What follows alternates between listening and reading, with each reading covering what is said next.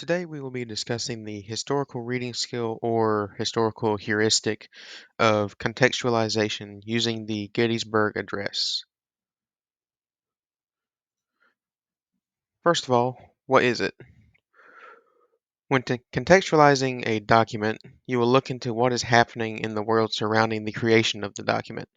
You should do so by looking at three sets of questions, these being when and where was the document created, what was different then, what was the same, and how might the circumstances in which the document was created affect its content?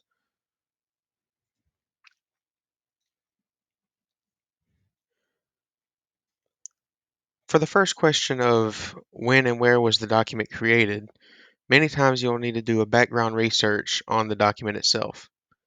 In some cases, it will tell you in the text itself.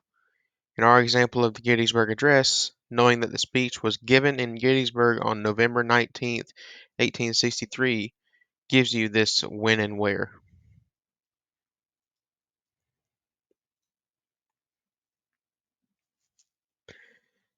Similar to the first question, when looking for what was different or the same during the time of the document's creation, one needs to look at the date in which it was written.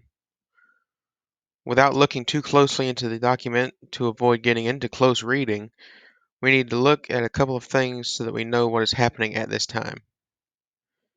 Looking at the date of November 19th, 1863, you can tell the time period you need to look at to see what may affect the document. In the document, we also see that it clearly states that it is during the Civil War, giving more context to the events surrounding the document.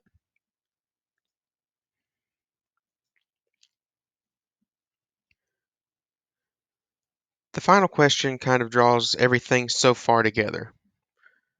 By finding how the circumstances surrounding the creation of the document, you can tell what influenced the document and can tell how documents represent certain periods of history.